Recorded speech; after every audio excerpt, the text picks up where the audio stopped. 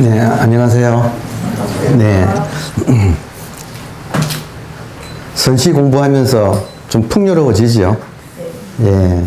공부에서도 도움이 되고, 또 공부와 연관된 다양한 스님이나 사대부들의 에피소드를 통해서 우리들도 공부에 상당히 도움이 되는 그런 지금 공부를 하고 있습니다. 앞으로도 좋은 시가 계속 나오더라고요. 그러니까 참 즐겁다고 할 수 있죠. 자, 오늘은 조변, 송대의 사대부는 주로 이제 장관들, 이제 그런 사람들이에요. 장관, 차관, 이런 사람들. 벼락치는 소리라고 하는 시를 보겠습니다. 공당에 앉아 안석에 몸을 기대니 마음은 옴짝 않아 맑기가 물 같은 중 문득 벼락 때려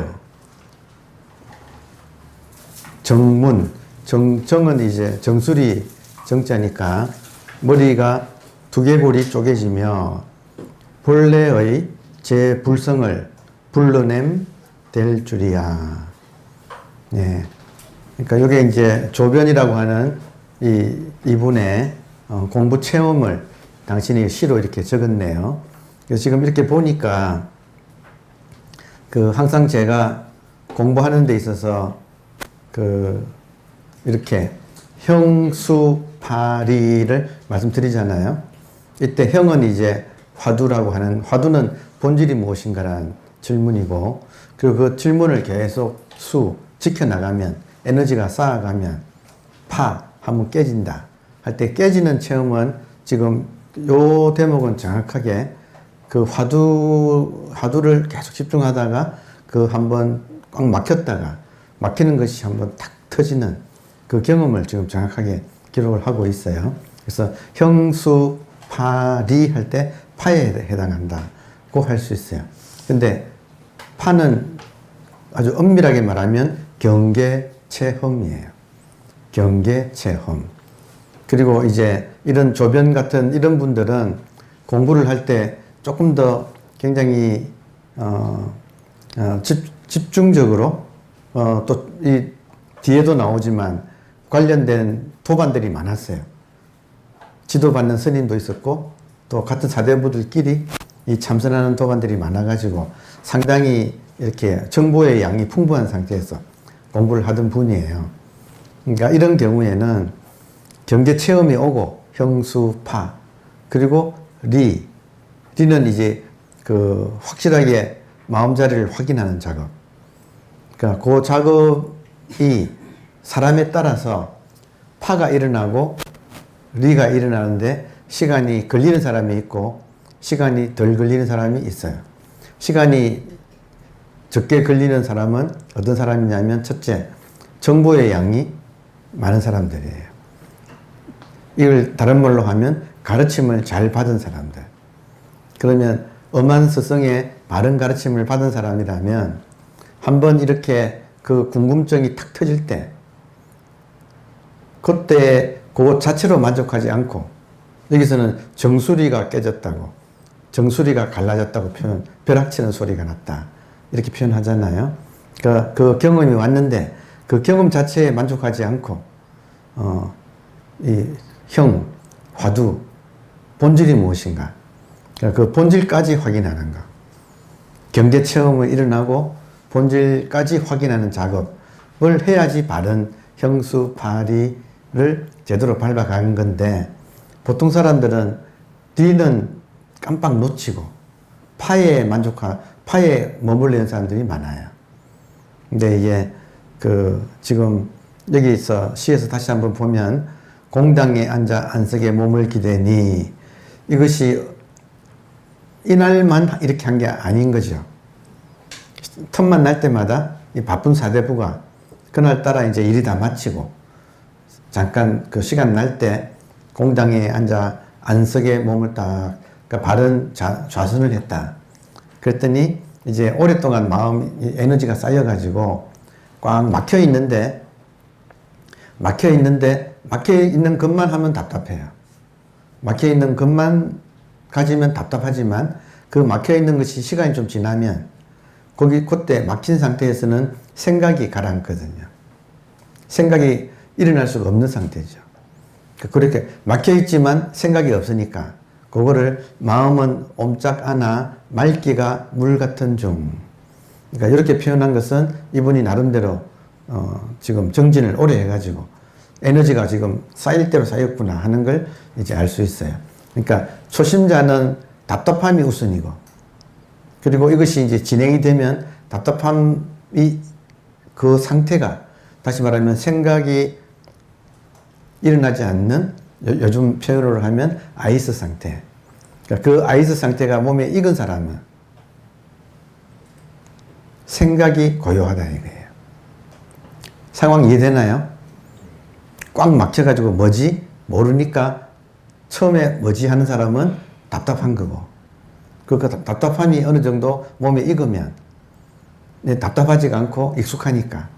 근데 그 상태는 생각이 더 이상 막 어지럽게 일어나지 않는 상태. 그러니까 한번 제가 아는 사람 중에, 제가 아는 분들 중에서 이런 체험을 한 사람도 있고 안 한 사람도 있어요. 그러니까 그거는 사람마다 또 좀 달라요. 사람마다 업이 달라서. 업이 달라서 나타나는 것도 달라요.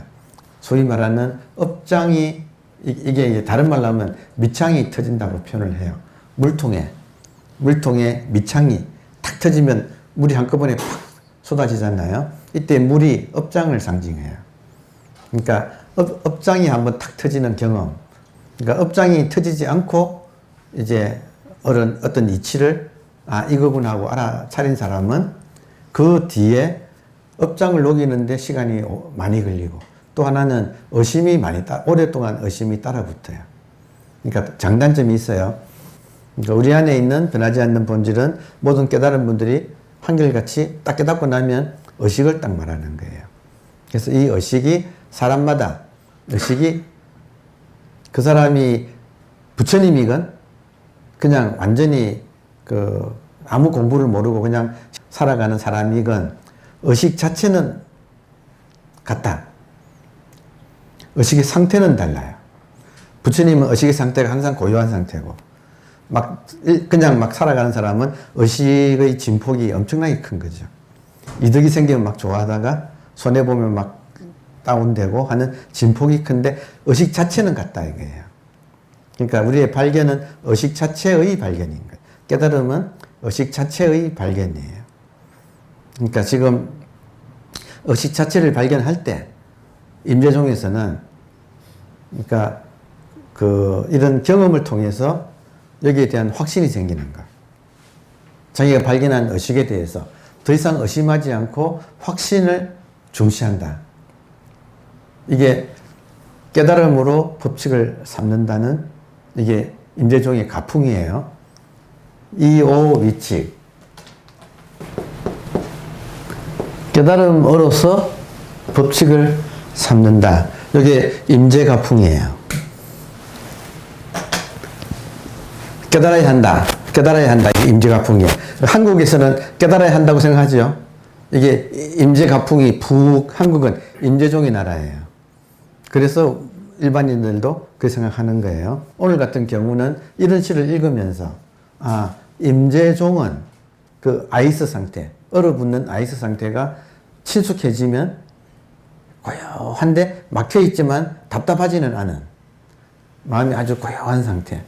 거기서 이런 경험이 한번 탁 이렇게 쪼개지는 그런 경험이 이렇게 나고, 그러니까 아주 기록을 잘 해놓은 거예요. 그리고 거기서만 끝나면 경계 체험이에요. 근데 거기서만 끝난 게 아니라 그 체험 이후에 이런 대종장 밑에서 공부하는 사람들은 경계에 속지 않아요. 다시 말하면 경계에 집착하지 않아요. 그러니까 경계 현상이 일어났다고 해서 이거다 하고 안 잡아. 결국에는 본래 질문은 본질이 무엇인가 이거잖아요. 경계가 다 사라지면 nothing인가? 아니면 그래도 무언가가 끝까지 있는가 하는 확인을 그때 해야 돼.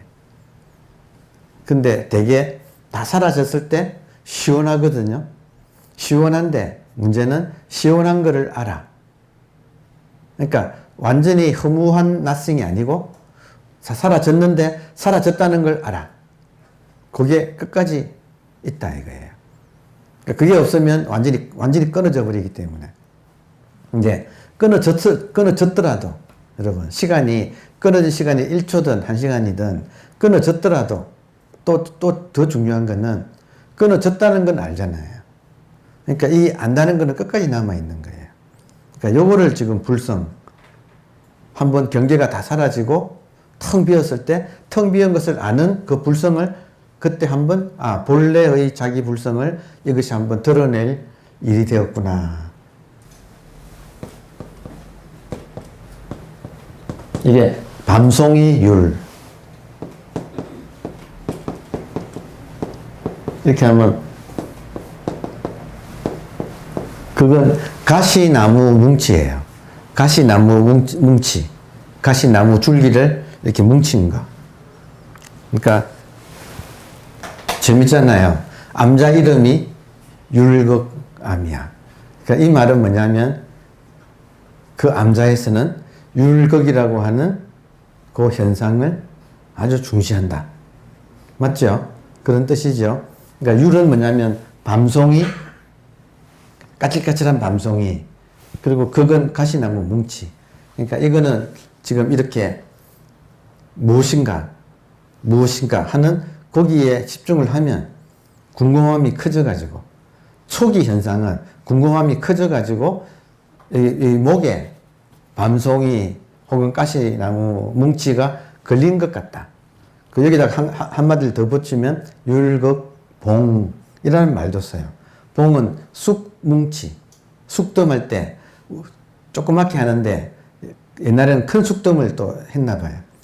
그러니까 쑥뭉치, 그게 봉이거든요. 그러니까 율극봉, 이거는 우리가 본질에 대해서, 자기가 누구인지에 대해서 궁금한 사람한테는 자기도 모르게 이게 이 식도에, 가슴에 이게 의심이 뭉쳐져 가지고 밤송이처럼 걸린다는 뜻이에요. 그러니까 그게 임재가풍이다 이거예요. 그러니까 궁금하다 이거예요. 그러니까 궁금해서 한번 이렇게 할 때 그 궁금함이 뭉쳐가지고 그게 업장이 뭉쳐가지고 터져나가는, 임재적에서 그걸 중시했다. 왜냐?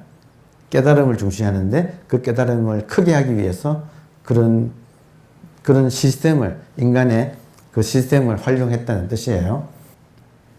진리가 뭡니까? 본질이 뭡니까? 물었을 때 때렸다. 그러면 때릴 때 생각이 붙어요, 못 붙어요? 못 붙죠. 그 생각 없을 때 때릴 때 무엇이 가장 100% 작용한 거예요? 이거지요. 누구나 가지고 있는 본질. 그러니까 이것이 딱 그때 이제 깨달음이, 생각은 떨어뜨려 버리고 딱 직접적으로 본질인 의식하고 딱 만나게 만드는 거. 이게 일종의 가르침의 방법이다 이거예요. 그게 지금 임재가풍에도 그게 이제 있어요. 자, 그래서 아무튼 임재가 맞고, 감사하게도 그 자리에서 안 깨닫고 왜 때리는지를 모르고 있다가 이제 다른 스님한테 찾아가서 그 이야기를 하다가 다른 스님이, 야, 너희 스님이 그렇게도 친절하게 가르치더냐 하는 그 말에 자기를 돌아봤더니, 아차, 자기가 깨닫고 말합시다. 의식이 무엇입니까? 물은 거잖아요. 맞아요? 의식이 무엇입니까? 때렸다 이거예요. 그럼 아야했다 이거예요. 그거였거든. 근데 그때 그 자리에서는 못 깨닫고 다른 데 가서 너가 그렇게 질문을 했으면 그렇게까지 친절하게 가르친단 말이냐 하는 그 말에 딱 돌이킴이 와가지고 깨달았다 이거예요. 그리고 그 다음부터 임재는 천하의 임재예요. 이 말은 뭐냐면, 여러분, 한 번 자기 의식을 만났을 때 그 뒤에는 반드시 이거란 말인가 하는 의심이 따라붙어요. 그러니까 그 의심을 극복하는 게 이제 깨달음 이후에 공부예요. 그러면 겨우 이거란 말인가 할 때 너무 겨우지만, 별거 아닌 것 같지만, 이것이 자기 정체성이 되면 그때는 정말로 천지가 개벽되는 정말 놀라운 변화가 그때는 당연히 따라오거든요. 그래서 문제는 딱 깨달음 이후에는 의심을 믿음으로 전환하는 게 그게 하나의 요령이에요. 요령. 근데 그러려면 이 지금 조변처럼 자기가 깨달았을 때 엄청난 경험이 같이 일어났었던지 그 훨씬 믿기 좋다는 거 이해되세요? 깨달음을 의식을 깨닫는 건데 이 의식에 대한 믿음이 체험과 함께 오면 훨씬 더 우리가 굳게 믿게 된다. 이해돼요? 근데 이것이 없으면 그냥 그 일반 용어로 쓰면 의식에 대한 깨달음이 시부적하게 오면 이런 말 썼나요? 사투리 중에 시부작하게 온다. 시부작하게 오면 그 뒤에 의심이 따라 붙을 때 이기기 어려워. 이해돼요? 너무나 이게 별거 아닌 것 같아서 뒤에 따라 붙는 의심 이기기가 어려워. 그러니까 우리가 시를 읽을 때 조변 같은 사대부가 깨달음의 경험을 남겼을 때 시원하게 터졌다. 그리고 모든 것이 터진 이후에도 사라지지 않는 것. 끝까지 있는 것. 그래서 우리가 돌아보면 우리 인생에 몇십 년 동안 단 1초도 없을 때가 없었던 것. 따라오시나요? 자기 일생을 돌아봤을 때 단 1초도 이것이 없을 적은 없었다. 무엇인가? 할 때 지금 깨어있는 이거. 그래서 가장 중요한 것은 깨어있는 이것이 모든 사람한테 같이 있어야 되고 또 내한테도 언제나 있어야 되고. 이해되나요? 그러려면 지극히 평범해야 돼. 이거 자체는. 너무 당연한 것이 보편적이고 당연한 것이. 참 기가 막혀요, 여러분. 저 이름이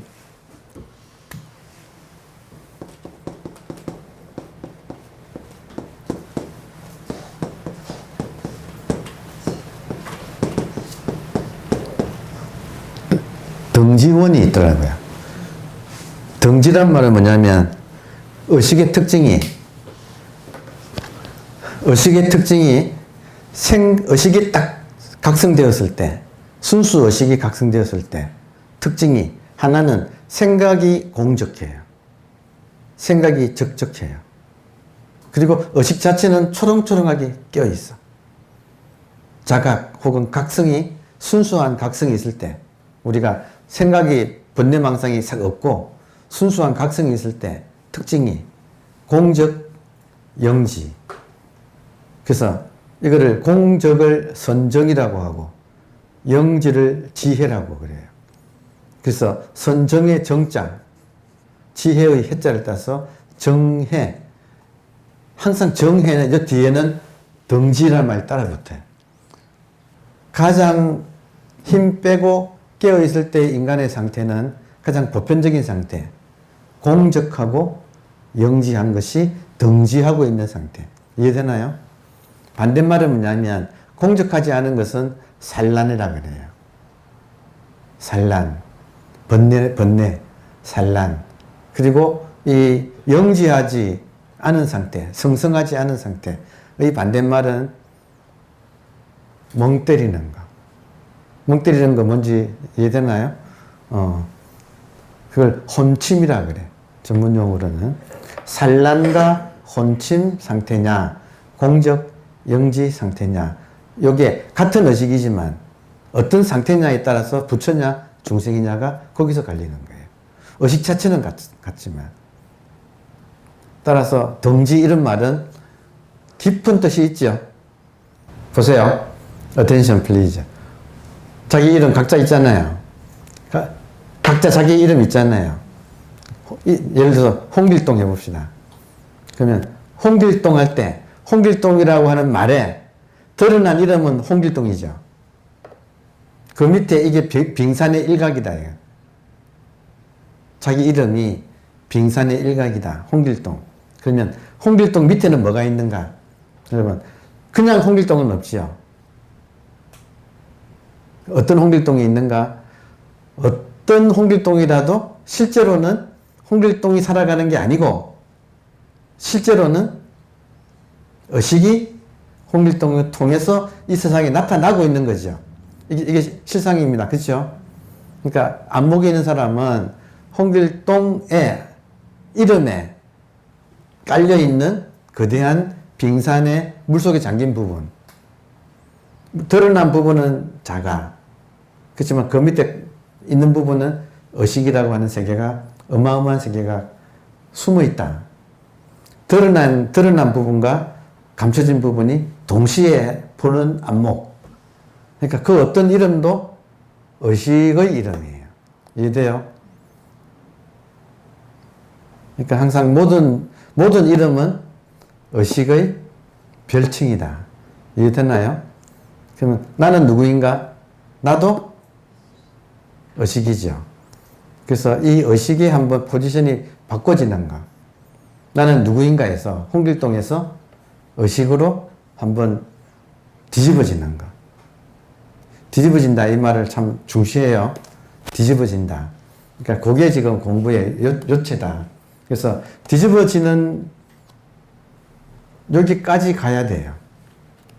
공부가 내가 홍길동이 의식을 받다가 아니고 그건 시작일 뿐이고 공부가 바로 되려면 홍길동하고 의식이 뒤집어져서 다시 한번 뒤집어져서 의식이 홍길동을 본다. 이렇게 되어야 이제 공부가 바르다. 공부의 최고 요령은 깨달은 사람하고 같이 사는 거예요. 최고의 공부법. 깨달은 사람하고 같이 살아. 자기가 하산하라 소리 들을 때까지는 같이 살아. 그게 최고의 방법. 이해되나요? 그러니까 이렇게 같이 살아보는 것이 공부의 실체예요. 그러니까 그래서 화두가 나온 것은 사실은 같이 살아야 될 걸 같이 못 사니까 멀리 있는 사람을 지도하기 위해서 대신에 살아있는 선지식 대신에 보세요. 살아있는 선지식 대신에 각자 안에 있는 선지식. 이해되나요? 그 사람마다 안에 있는 선지식이 화두예요. 그래서 화두를 통해서 각자 안에 있는 선지식을 깨워내어서 그 선지식과 대화하게 만든 거. 이게 화두법이에요. 이해되나요? 그러니까 여기에 지금 전쟁통에 이 정파 싸움에 휘말려가지고 스님들도 다 귀양 갔다. 그래서 귀양 간 사람이 다른 사람을 지도하기 위해서 만들어낸 방법이 지금 가나선이다. 그러니까 조사선은 따라서 조사선이라고 하는 것은 방법론이 없이 프로들끼리 같이 사는 것이 조사선. 이제 그것이 안 되니까 대신 각자 사람마다 안에 있는 본질을 깨어내는 방법을 화두라고 하는 것으로 대체했다. 그게 이제 가나선의 탄생이에요. 그러니까 둘 다 완전히 같은 거예요. 여러분 조사선, 묵조선, 가나선의 본래 흐름은 완벽하게 같은 거예요. 둘이 있을 리가 있나요? 근데 그것은 이런 시대적인 상황에 따라서 방편으로 나온 것들이에요. 그러니까 그러니까 조사선은 맞고 묵조선은 틀렸다라면 그거는 모르는 소리야. 근데 그 시대에 약간의 이런 방법론만 살짝 변형한 것일 뿐이다. 이해되죠? 예. 그래서 우리는 좀 넓게 공부해야 돼요. 제가 그래서 그런 의미에서 뭐라고 여러분한테 소개를 해요.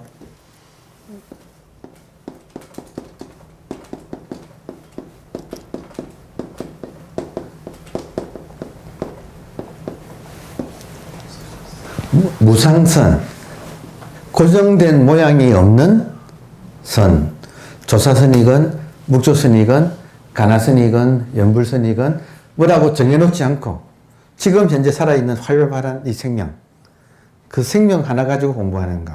이것이 표현은 다양하게도 표현되니까 다 이해가 돼. 왜 그렇게 했는지를. 우리는 무상선을 지향합니다. 무상선. 뭐라고 정해놓지 않고 지금 현재 살아있는 이것을 최대한 드러내는 것. 그래서 장단점이 있어요. 그래서 장점만 취하면 될 거 아니에요. 그렇죠? 예. 그래서 하여튼 그런 내용을 지금 쭉 썼어요. 자, 그래서,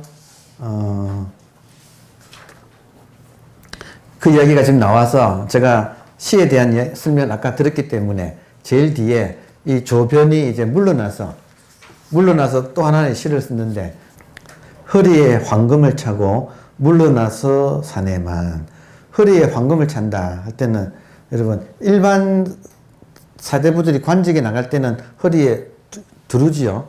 그래서 그 문관과 무관이 있어서 문관은 학 그림을 이렇게 차고 무관은 호랑이 그림이나 이런 걸 차고 하는 거, 이것이 벼슬아치의 상징이죠. 여기서는 황금을 찬다 이 말은 깨달은 사람의 입장이에요. 그러니까 그런 벼슬아치들은 그런 권력을 허리에 차지만 깨달은 사람은 이것을, 여러분 제가 이것 하면 아시겠어요? 눈에 보이지 않는 이 통으로 전체인 이것을 차고 살잖아요. 이것이 황금이에요. 그러니까 지금 나이도 들고 관직에도 퇴직했는데 뭐 하나 있는가? 황금을 차고 사는가? 남은 못 보지. 예. 허리에 황금을 차고 물러나서 사내만 이중의 소식이라야 별 것이 없네. 여러분, 이것의 소식이 별 것이 있어요, 없어요? 저기 참 미안해요. 일반인들이 볼 때는 이것이 소식이 별 거 없어. 일반인이 볼 때는 이 소식이 별 것 없어요. 왜냐하면 모든 사람이 다 공통적으로 가지고 있는 흔하디 흔한 거라서. 모를 때는 금이지만 알고 나면 똥이라고 하잖아요. 금시법이라고 원어거끈이 원어심료에 자기들 제자들한테 당부하는 말. 모를 때는 이게 황금처럼 귀하지만 깨닫고 나면 이것이 똥처럼 모든 사람한테 언제 어디서나 이거 다 이것밖에 없으니까 똥처럼 흔하다. 그렇게 표현했잖아요. 그런데 흔하디 흔하지만 이 흔한 것이 최고로 귀하다는 거. 그러니까 요번에 이제 실감하는 사람은 갈수록 이걸 느껴요. 왜 귀하냐, 여러분? 왜 귀하냐? 아는 사람은 맡길 수밖에 없어. 이해돼요? 아는 사람은 내가 사는 게 아니고 이것이 나를 통해서 살아가. 따라오십니까? 인사동서는 입구에 저기에 now, 지금, life, 이거 생명의식. life is living me. 지나간 사람한테는 you라고 표현하지만 지금 우리한테는 자, 이 순간 생명이 나를 살고 있다. 이게 깨달은 사람이 느끼는 자기 삶의 어떤 감각이에요. 지금 이 순간 실제 사는 것은 내가 사는 게 아니고 생명, 의식이 나를 통해서 지금 살고, 실제 사는 것은 생명이 산다. 그러면 맡길 수 있지 않나요? 자, 내가 능력이 뛰어나요? 이 본질이 의식이 능력이 뛰어날까요? 본질이죠. 본질은 지금 공짜로 지금 보고 듣고 하는데 100% 완벽하게 힘이 안 들잖아요. 모든 것을 힘이 안 들게 하고 있어. 그러니까 이걸 알면 알수록 개인의 힘은 빠지고 이것이 살아가도록 맡기는 삶을 산다. 그런데 희한하지요. 나는 노력을 하지 않는 것 같은데 안 되는 일이 없네. 자, 노자말이 무위. 하지 않는데 무불위. 안 되는 일이 없다. 정말로 너무나 별거 아닌 것 같은데 흐름을 타고 산다는 것은 정말로 대단한 일입니다. 정말 안 되는 일이 없다고 하는 것을 갈수록 실감을 하게 돼요. 근데 많은 분들이 하시는 말씀이 참선하고 난 뒤에 뭔가 모르게 생활에 여유가 생겼다고 하는 말씀을 모든 사람이 수준은 달라도 전과 후가 뭐가 다릅니까? 하면 뭔가 모르지만 여유가 생겼다고 이런 말씀 다 하거든요. 그러니까 여유가 생겼다는 건 무슨 말이에요? 그전에 모든 걸 내가 하려고 했는데 저절로 이제는 맡기면서 한다 이거예요. 그러니까 여유가 생겼다 이거예요. 여유가 생기면 여러분 일이 더 잘 되는 거 아세요? 이거는 인생의 지혜잖아요. 자, 이 중에 소식이라야 별 것이 없네. 그래도 고제의 늙은이 알고 싶다면 오직 가촌에 자기가 살고 있는 동네에 조사랑일 뿐. 조시성을 가진 지금 조변이잖아요. 사랑, 네 번째 남사내에 조시성을 가진 네 번째 사내에 평범하게 짝이 없잖아요. 이게 참 고매하지 않나요? 보세요. 가을이 깊어감에 따라서 나뭇잎을 다 채로 나뭇잎을 다 떨궈서 채로 몸뚱아리가 드러났다. 어디에? 가을바람에. 채로 검풍. 검은 낙엽, 그러니까 그 잎을 금색으로 마르게 하는 가을바람을 검풍이라고 해요. 검풍에 채로 몸뚱이가 드러났다. 이때 채가 여러분 본체는 의식인 거 아시겠죠?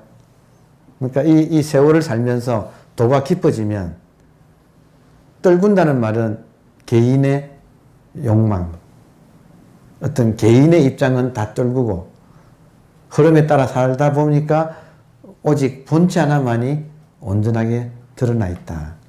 채로 검풍. 좋은 말이죠. 운문스님이 참 좋은 말 많이 해놨어. 일일시 호일. 매일매일이 좋은 날이다. 이런 말들이 운문선사가 다 한 말이거든요. 운문선사의 또 절창. 참 기가 막힌 말 중에 하나가 채로 검풍. 그 제자가 와서 물었거든요. 제자가 어느 스님이 와서 물었다. 나무가 마르고 잎이 떨어질 때는 어떠합니까? 이제 번뇌망상이 떨어져 나갈 때는 그 사람한테는 어떤 일이 벌어집니까? 하니까 채로 검풍, 가을 바람에 본질이 드러나지. 그러니까 그게 이제 이렇게 우리 공부하는 사람들의 삶의 모습이에요. 그러니까 이 조사랑 깨달은 사람이 뭐 별거냐? 조사랑일다. 조씨 집안에 넷째 아들일 뿐이다. 그러니까 이 말이 참 기가 막힌 말이에요. 그 밑에 함축하고 있는 말이. 그러니까 이 선시 공부가 우리한테 우리 선배들이 이런 식으로 살다 갔구나. 감사합니다.